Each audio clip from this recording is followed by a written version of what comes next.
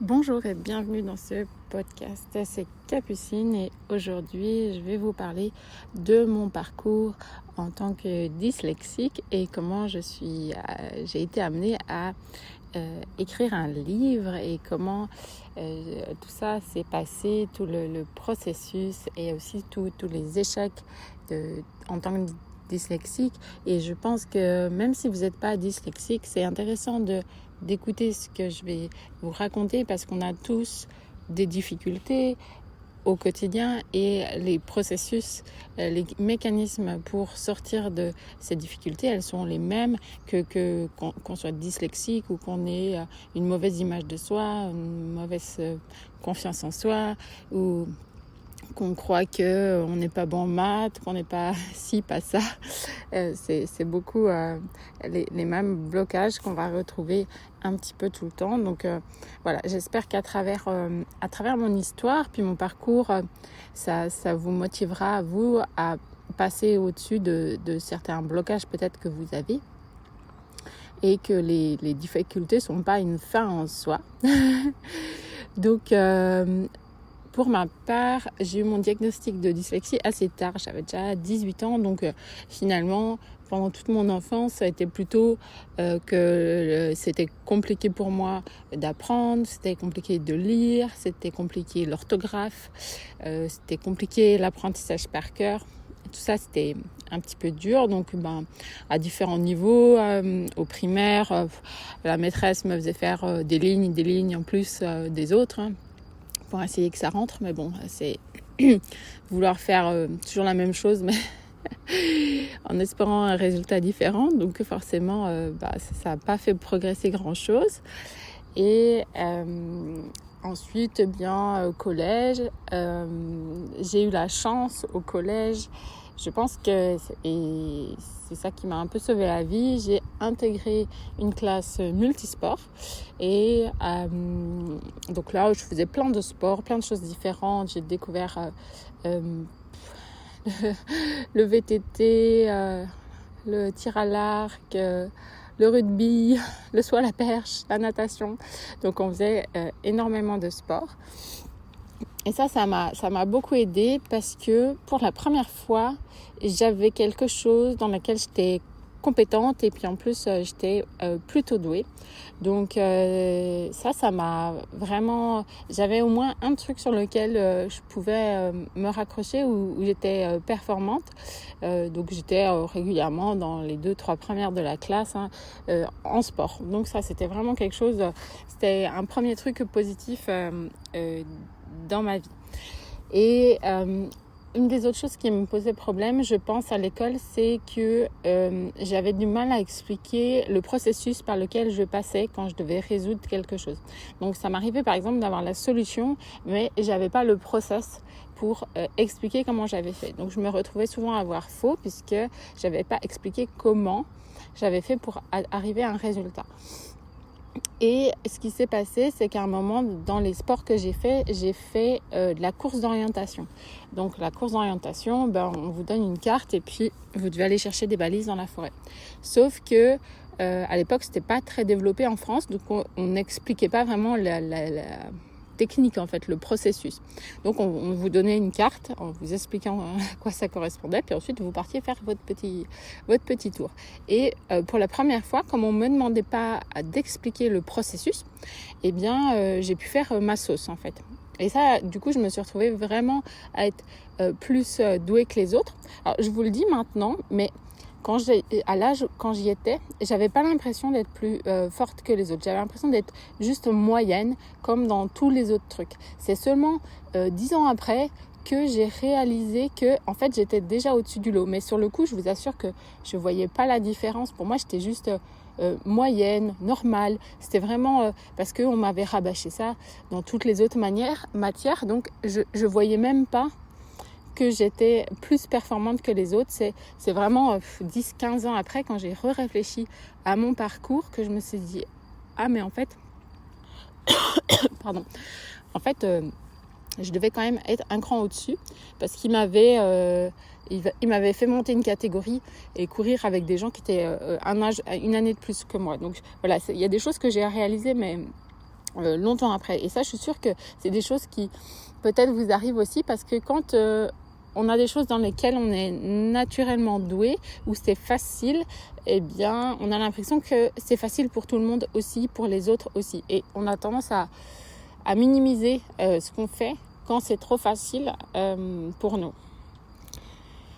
Donc voilà, j'ai grandi avec des bulletins scolaires qui disaient ne travaille pas assez, pas assez d'efforts, pas assez doué, je ne sais plus. Mais voilà, c'était pas très très positif. Donc je me suis construit avec ça, et je pense qu'on a tous dans nos souvenirs des phrases qu'on nous a dit et on finit par croire ça. Donc il faut faire attention. Qu'est-ce qu'on a entendu sur nous et qui en fait ne nous définit pas forcément. Ensuite, je suis partie pour 10 ans de sport à haut niveau en course d'orientation. Donc là, j'ai fait 9 championnats du monde, j'ai été vice-championne d'Europe. Mais c'était pareil, c'était juste normal en fait pour moi. J'arrivais pas à me satisfaire de ça, puisque peut-être parce que c'était facile en fait pour moi, et de plus en plus je réalise que finalement c'était quand même assez exceptionnel de faire tout ça. Mais sur le moment, j'arrivais pas à apprécier, je pense, à sa juste valeur tout ce que j'ai réalisé. En parallèle, je faisais mes études d'ostéopathie. Donc là, c'était aussi un petit peu compliqué, même si c'était plus simple dans le sens où il y avait beaucoup de pratiques, donc beaucoup en lien avec le corps. Donc ça me posait moins de problèmes. Ça n'empêche pas que j'ai quand même redoublé 2 fois. Donc quand on connaît le prix des écoles d'ostéopathie, autant vous dire que ça fait mal au cœur. Donc sur cette période-là, voilà, il y avait surtout les redoublements de l'école d'ostéopathie par rapport à cette problématique de dyslexie. Et quelques années plus tard, je décide de me lancer et de créer un blog que j'ai toujours, qui s'appelle Le Mouvement qui soigne, et qui parle du mouvement, que ça soit du mouvement et de la santé, quoi. Donc, et là, le problème de dyslexie m'est revenu en plein fouet, parce que du coup, j'étais obligée de passer par l'écrit. Donc, à l'époque, je ne connaissais pas tout ce qui était podcast et tout ça. Donc, j'ai écrit, et là, vous connaissez le monde d'Internet sans doute. Donc, j'ai reçu les premiers commentaires sur les fautes d'orthographe que je faisais. Et alors, certaines personnes essayaient d'être bienveillantes et douces, mais vous savez, quand on a quelque chose qui nous blesse, on pourra mettre toute la bienveillance qu'on veut en face. Si c'est notre blessure, ça nous rétame en fait. Donc les premiers commentaires que j'ai eus, je pleurais pendant 3 jours. J'étais 6 pieds sous terre parce que ça me blessait, ça me renvoyait à tous mes échecs. Et ensuite, je voulais plus écrire, je voulais tout arrêter. Puis ensuite, je reprenais, je respirais, je me détendais et je recommençais, je relançais à nouveau une vidéo, un article et à nouveau des commentaires. Je me souviens d'un commentaire qui me disait mais ce n'est pas professionnel. Voilà, donc comme si, alors j'enseignais pas l'orthographe, vous vous doutez, mais voilà, il y a des fois on fait des associations et donc voilà, ça réveillait mes vieilles blessures, et peut-être que pour vous c'est autre chose qui va vous blesser, mais souvent les réflexions qui nous blessent, parce qu'on est touché. Si quelqu'un fait une réflexion sur mon poids ou mon apparence, ça va pas du tout me toucher, parce que c'est pas ma corde sensible en fait. Mais peut-être que pour vous ça l'est, et du coup on se rend compte que voilà, les choses qui nous agressent, c'est parce que c'est déjà quelque chose sensible chez vous. Et ça, je trouvais quelque chose qui était intéressant à faire le parallèle avec le sport, et particulièrement mon sport, la course d'orientation. Parce que la course d'orientation, ça m'est arrivé de me perdre en forêt, pas très souvent, mais ça m'est arrivé où j'étais vraiment perdue, fatiguée, et je me retrouve à pleurer, épuisée, au fin fond de la forêt. Et qu'est-ce qui se passe dans ces coups-là? En fait, je me souviens, c'était en Suède, je me souviens très très bien de cet épisode en particulier. C'est que quand vous êtes là-bas dans la forêt, eh bien, il n'y a personne qui va venir vous sauver. Ça veut dire que si je ne trouve pas en moi l'énergie de me relever et de rentrer, même si c'est en marchant, de retrouver mon chemin, eh bien, avant qu'il y ait des gens qui s'inquiètent et qui viennent vous chercher, vous en avez pour plusieurs heures. Et en plus, si vous aviez la force de marcher, j'ai envie de dire, vous allez vous prendre... on se serait fait engueuler quelque chose de correct si on était en compétence de rentrer et qu'on ne le faisait pas, quoi. Donc, la course d'orientation m'a appris que, voilà, même au fond du trou, eh bien, en gros, il n'y a personne qui va venir vous chercher dans la forêt. Donc, il faut trouver en soi les ressources pour se mettre debout et rentrer, parce que des fois, on est à 3-5 km de la zone où il y a des voitures, quoi. Donc, et je pense que dans la vie, c'est un peu pareil. Et quand j'avais ces trucs qui m'arrivaient, et ces commentaires négatifs, ou oui, ça fait mal, et on a le droit de pleurer et oui, on pleure. Et puis après, il faut trouver en soi l'énergie de se relever puis de repartir. Et je pense qu'il y a plein de gens qui n'arrivent pas à avancer dans leur projet ou dans leur vie, dans ce qu'ils veulent faire, parce qu'en fait, ils ont cette blessure, ce coup dur, ils s'assoient, ils pleurent, et en fait, ils repartent jamais. Donc ça, c'est vraiment... pour moi, quelque chose d'essentiel si on veut passer outre, c'est, oui, il faut cette phase où on a le droit de pleurer quand on a un coup dur et qu'on en chie, pardon pour les gros mots, et ensuite on retrouve cette énergie de se remettre debout et d'avancer. Et donc, j'ai bien fait de continuer à faire mes vidéos, mes articles, et de m'être relevé des commentaires négatifs qui me sont arrivés. Et puis, des fois, j'étais même vexée parce que les gens, ils voyaient que l'orthographe et ils voyaient pas mon contenu, qui pourtant pour moi était plus important que l'orthographe, en fait. Ce que je racontais pour moi était important, et les gens voyaient même pas ça. Et donc il a fallu attendre très longtemps que moi ça me touche moins, pour que les gens ils voient le contenu aussi. Et grâce à un des articles que j'ai écrit, on m'a contacté pour écrire un livre. Et ça, c'était assez fou comme histoire qui m'est arrivée. Je fais beaucoup de développement personnel depuis 20 ans maintenant. Et donc, je faisais un exercice qui consiste à faire la liste des 100 choses qu'on veut réaliser dans sa vie. Et souvent, j'écoute des podcasts, comme vous êtes en train d'écouter celui-là.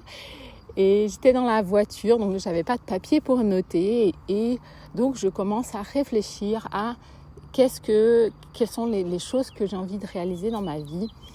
Et à cette époque-là, il y avait un truc que je voulais faire en particulier, c'était travailler avec mon mari. Donc, on avait un projet immobilier qu'on voulait mener à bien ensemble. Et donc, le premier truc que je me dis, tiens... je veux réaliser ça. Je veux travailler avec mon conjoint. Et je ne sais pas pourquoi, moi, dyslexique, je me dis, tiens, un jour, j'aimerais bien écrire un livre. Mais pour moi, c'était vraiment genre, quand j'aurai 50, 60 ans, quand je serai vieille, j'aurai plus que ça à faire, peut-être que ça serait sympa d'écrire un livre. Mais vraiment, je voyais ça comme... oui, comme c'était la liste de toutes les choses qu'on voulait faire, c'était vraiment pour moi quelque chose de très très loin. Mais j'ai quand même posé cette intention-là. Et puis comme je conduisais, je me suis arrêtée là. Je me suis arrêtée à 2. Et quelques temps après, mais je pense que c'était pas très longtemps, je pense moins d'une semaine, quelque chose comme ça. on était déjà donc sur ce projet immobilier qui était en cours, donc on attendait la réponse de la banque.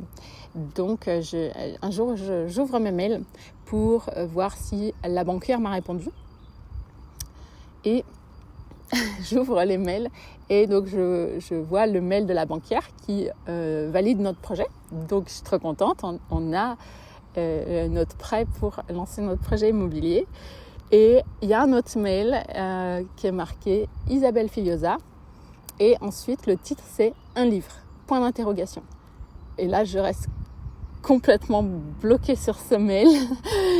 Et je relis 3 fois le titre, 3 fois l'expéditeur. Je comprends pas. Je suis pas abonnée à ces newsletters. Je connais le travail d'Isabelle, Isabelle Filiosa. Si vous la connaissez pas, cherchez sur Internet. Mais voilà, je reste complètement bloquée sur ça. Et donc voilà, c'est comme ça que la proposition d'écrire un livre est arrivée. Mais eh bien, j'ai toujours mon problème de dyslexie. Je veux dire, il s'est pas envolé. Je veux dire, écrire pour moi, c'est un cauchemar en fait. Hein. C'est vraiment, je sais pas, si les gens qui sont pas dyslexiques, ils peuvent pas comprendre, mais des fois, si je dois écrire quelque chose et qu'il y a un mot que je ne sais pas écrire, alors je vais chercher des fois un synonyme que je sais écrire.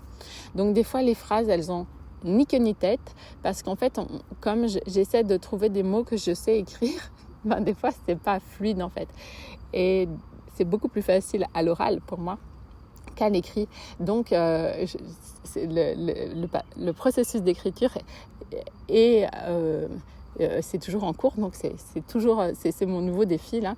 Mais c'est clair que des fois, je me retrouve, j'ouvre le document, je regarde les lignes et ça me renvoie à toute ma scolarité en fait. Et des fois, je bug devant cette page en fait. Donc, vous voyez, c'est finalement les difficultés, c'est quelque chose qui arrive tout le temps en fait.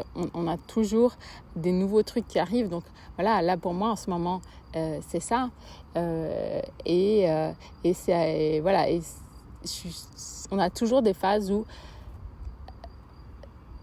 on échoue, on pleure et on se relève et on recommence.